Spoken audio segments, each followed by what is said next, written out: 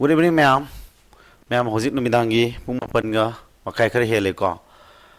Ngasi June gi tang kya no ngasi ja June gi tang 30 ko. Ngasi June gi tang 30 asida khoi gi SSC GD 2024-25 khaitare ko. Hariba exam asigi written exam na February 2025 da thakre aduga khara thengdare hanati written exam gi result out oibase mamang di March tha da dum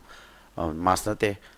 March matung adwaida yam kana de bidai doki bine bako hadana khara thengda gre mem ko adu thengda gitara ga sum mem ninghana ninga oide hoji SSC na no ye exam do haidore adu exam du gi kanu mark to ai analysis to gudabani adu gi matang da ninga si sem du video se mayam na kanu mark kya leba vacancy kya leba ko adu na sing do akoi full detail da explain to bira ke to bune mem ko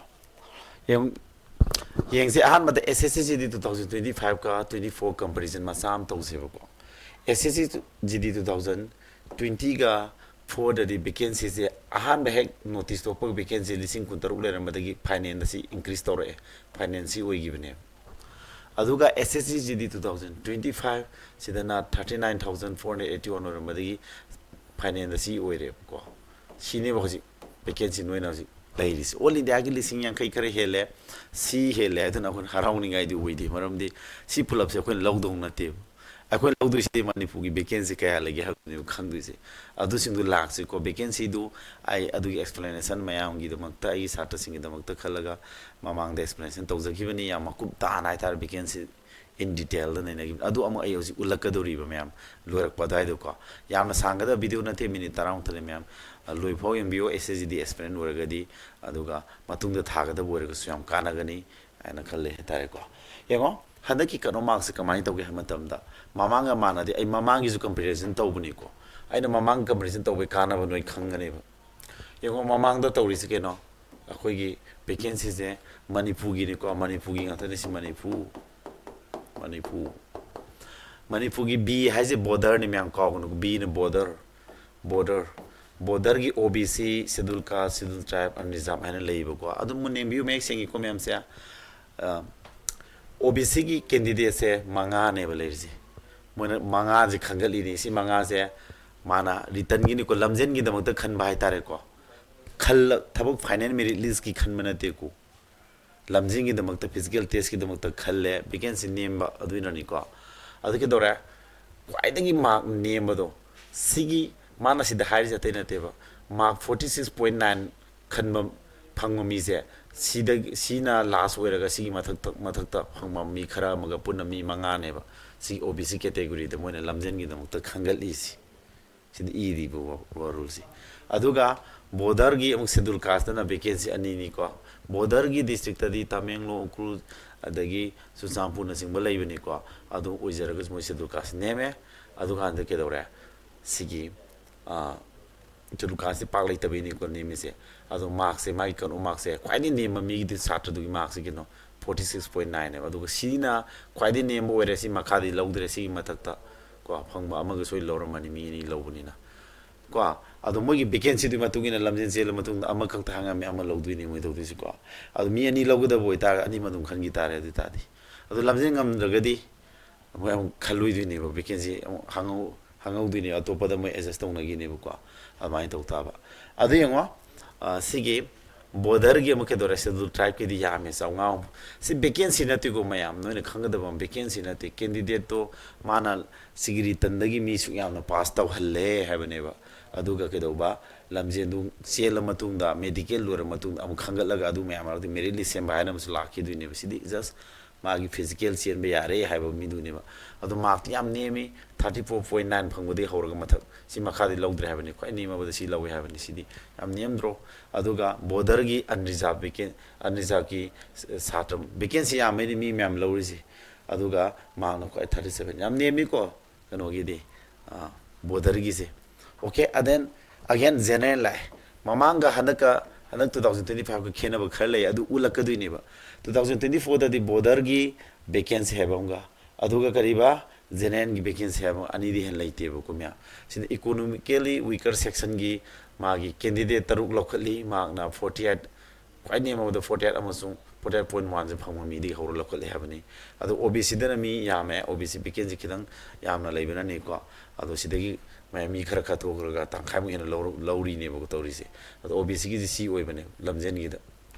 ko OBC gi lamjen gi si leibani aduga heng thabak ki matu ina BSF ki adu asana pan matu ina karo mak to ngana khaidor ka duine bo heng ko ado aina kitang point khara sena rabada OBC gi BSF ta ga khangi budu si final merit ta khangi budu kya do no agi satra 84 85 phang mi si lawn khalo do ni 87 88 try oyum do ni ko do gi do final merit list ta lamjen baw gi di sine bo ko lamjen gi 60 ga 70 map phange lamjen di sen phangani adu heng merit list yaw roi du ni aduna ma nem na mai pa ga lamjen sen mo phang ba satra sa adum kano tau deba adum merit list am le ho yam yaw ne ma wang ga pass tau budun du kwai phabna aduna ni coaching ya ho buni khangde na tra kan honara ga ritan ji ma wang no hono hai se kaino de ge sa tra ma first attempt GD than mane bai na kan hona bi aina tuition tor ga ko matam da ai home tuition tawe ma ji return yaure adu lamjen sel lamjen loi nga me harawe ma ji ko merit list po wadum ngai re medical loi ga merit list si launa le hore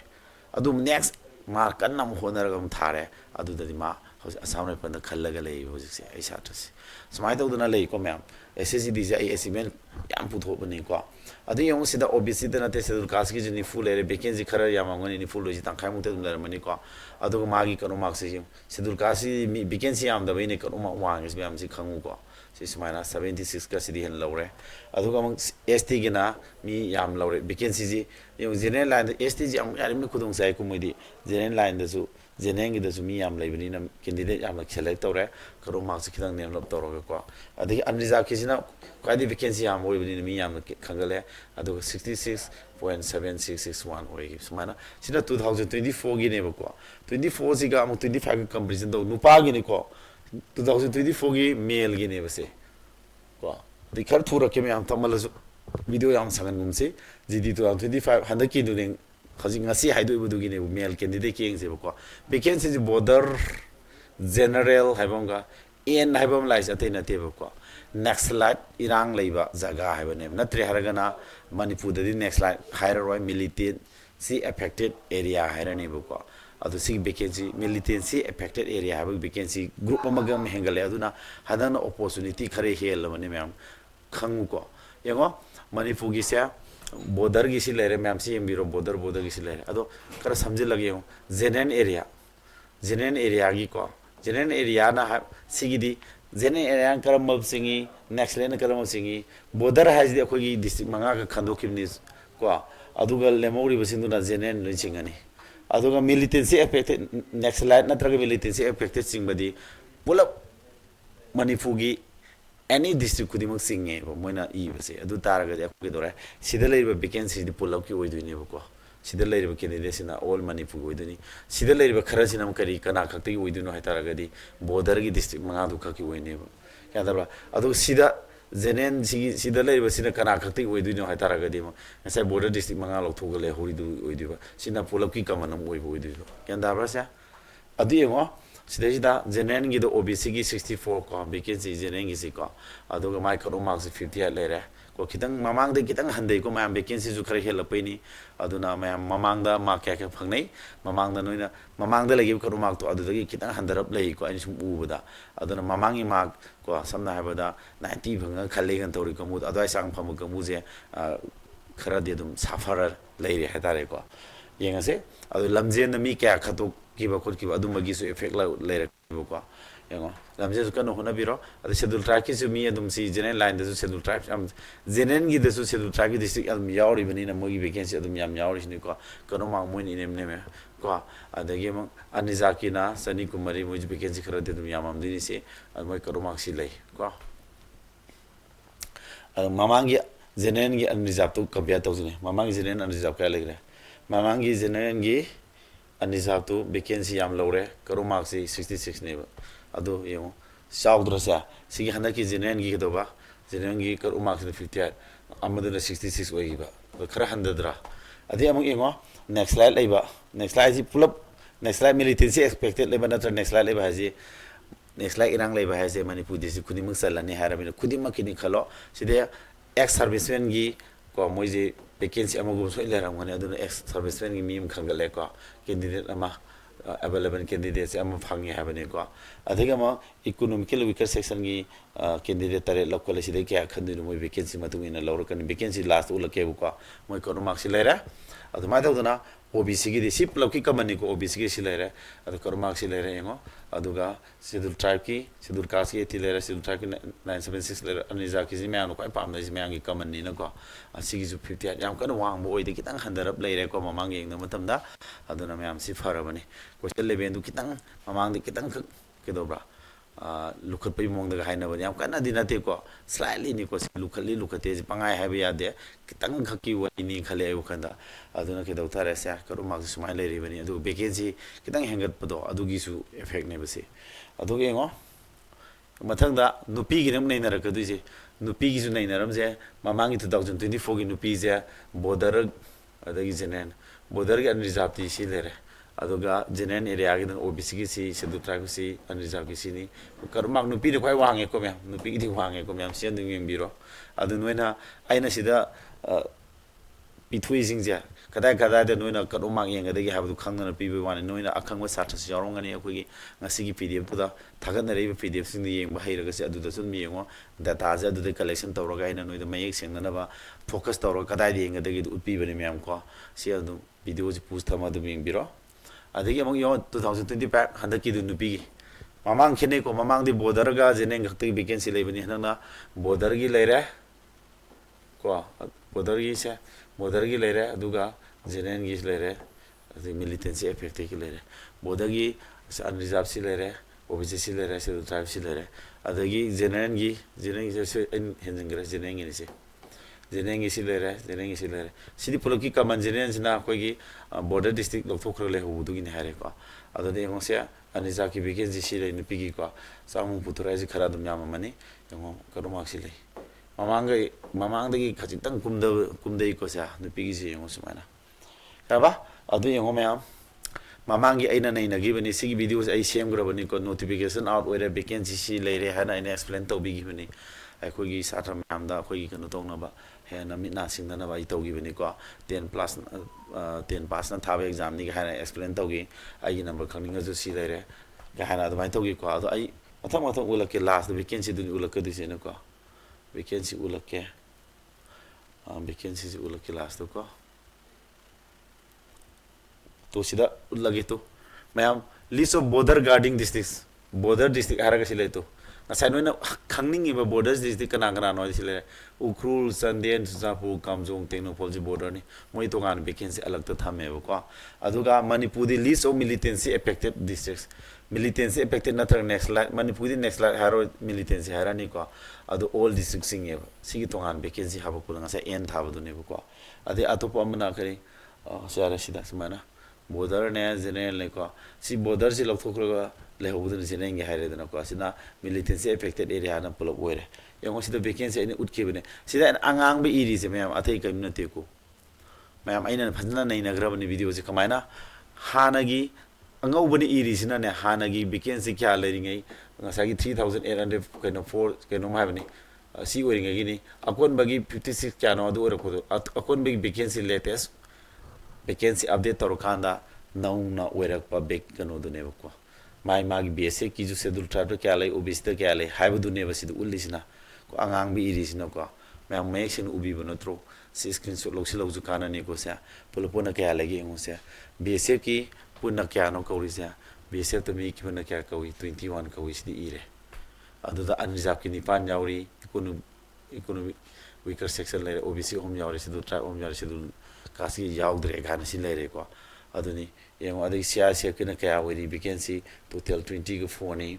adi CRPF na kya no total kya no samore mode handagi go se 16 handari ni ko han 58 in 24 hadi tentative hana vacancy ko gi notice to ko numit to da boy pe vacancy du ne ba aduna tentative ne ba aseng mana te sang eng boy na when half ne ba adu aseng ma finalize to kanda oi bu ne angang mani iri si ko ado 3 or 5 or pusulai ko se adu mana vacancy sini total da kya le resa vacancy 69 ko unreserved ki na kya 28 ko sigi se nupa gi ne ko se ade vacancy jam te mo 69 adagi kanogi onizaki 20 lere economic week section sida vacancy sidu traki si vacancy ke no excluding si vacancy yam de no khan ngano ko kari gino se excluding militancy and border guard affected area ko si ka gino militancy ga border guard district yaude ko border district ka militancy affected yaude jenen gi ne jenen gi hadi ngasai border district manga do yaude bigini masi border district manga do yaude bu aduga militancy affected loin oire bina moidi yaw singani ko habadi except border district manga do yaude vacancy gi na haitare atopa sam lerisina Manipur male and female vacancies militancy affected districts sidi pulak ki oitare sidi Manipur le district punuma ki common vacancy tare sidi yam ejo vacancy makal marol homni ko nene kaisu yam de khan ganu bsf masa yang do si yam isu ba yam isu ba sa bsf crp ki so yam ko anisa ki sing biro yam da basing de ko yam de habi yaroi mamang lai phana yam heli don't worry handana tawakan masang helakani yam lai for ai satra ai jung khan mada ai satra yam gi binen ti live class facilities pi bino ko adu satra yang khai mathakta ai report lakani thajabani adu mayam su lai ai helakadra male adu helen harawni ngai leite ai thaju thagalo photo maram ni keno matamda kaino return pass tawraga thabakan man natabni no harawni ngai oide bu ko mark ne masing da dum le horoni mayam si biru ko si nei na loi gro ai video ni asida nam border guarding affectation border district ki singi khoi gi leidna ko sain district manga hayu do adu gi ngak tani busima moi gi tonga na haitare sumaina lei aina tawrise mayam sida sida kari gi hangning balai sida sunatana khoi kano mark se